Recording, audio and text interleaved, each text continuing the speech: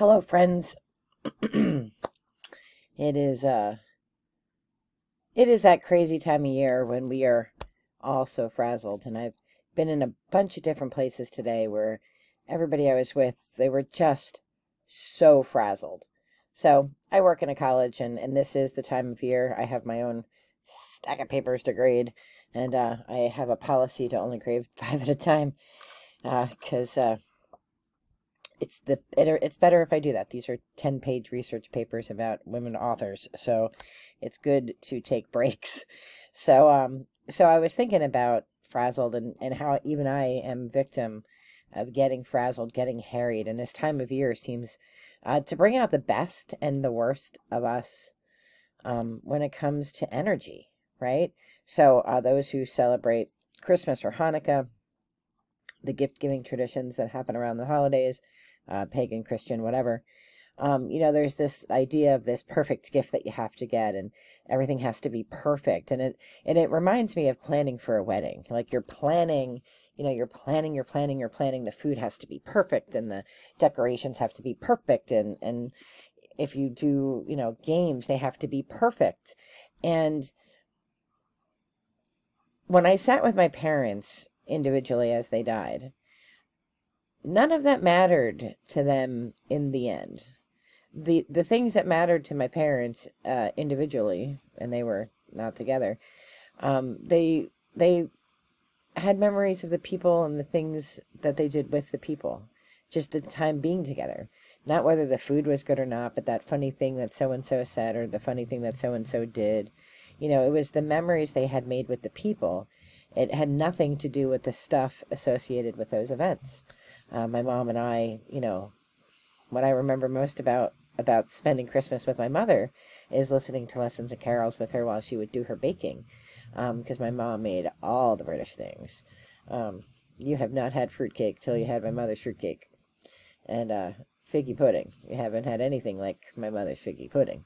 So, those memories that we make, those are the important things. And I try to be a memory maker for my own children, so that they, one day when I'm gone and they look back and they think, oh, like mom used to do this with us, or, this is, mom used to always say this kind of thing or whatever.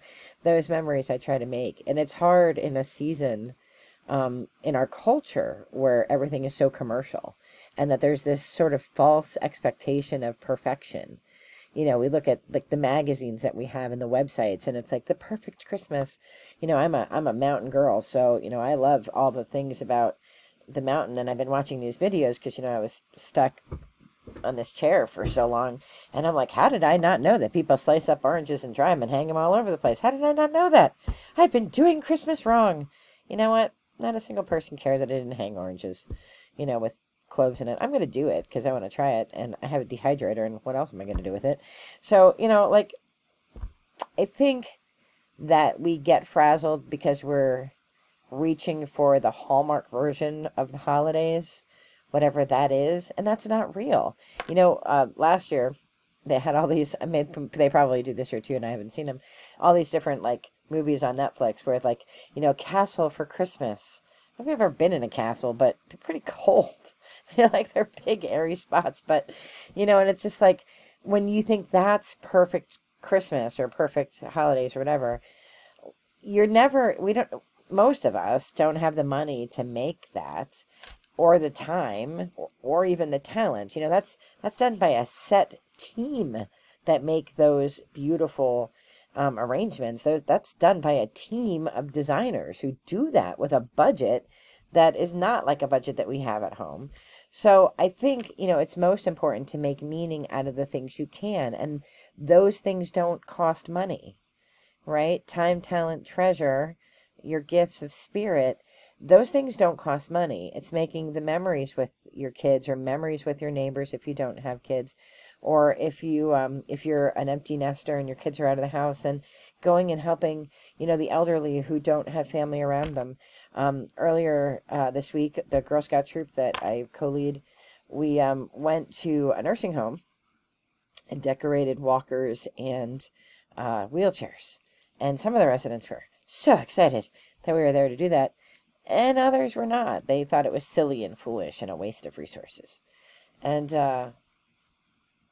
maybe.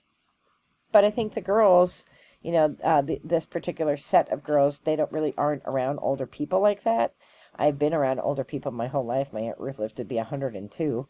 So I have an affinity for elderly people. Love them. Think they're hilarious in their silliness. But those are the memories that they take with them to adulthood. Remember that time when we decorated walkers and that lady was real mean to us, right? Or remember that time we went to decorate walkers and the lady was so excited because she got to have silver to go with her gold. Whatever, right? Memory making is the most important thing, and you don't need to be perfect, right? This week we are planning the services for the 2 firefighters that died in my local area. And,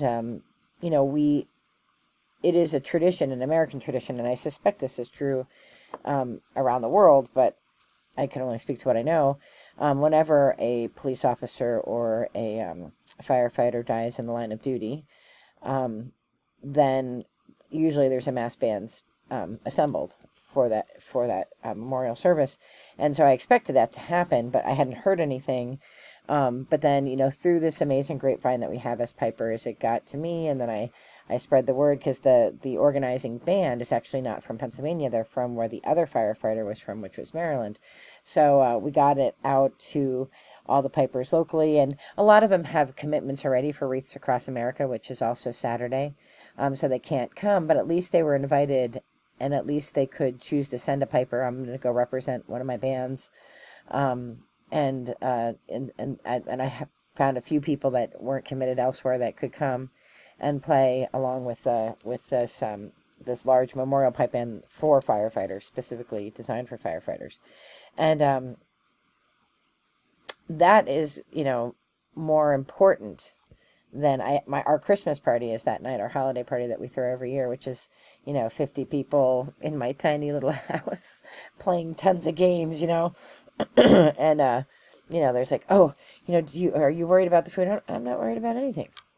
It's going to be what it's going to be, and I'm going to enjoy the people who are here, because we always have a good time, and nobody's going to remember if we made chili or jambalaya or had sandwiches or had kiffles or cookies or,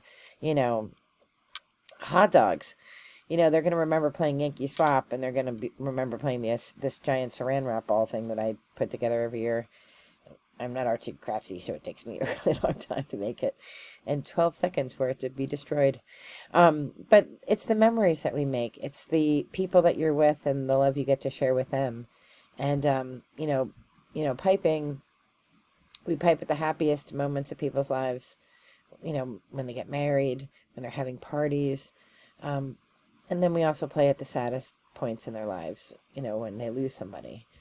So I'm just remembering in the middle of all this, like the Frazzle December, not to get caught up in the hype, not to think that things have to be perfect, and to really take a step back and just appreciate the relationships and the people that make life so meaningful, right? The people that we have in our lives that we love.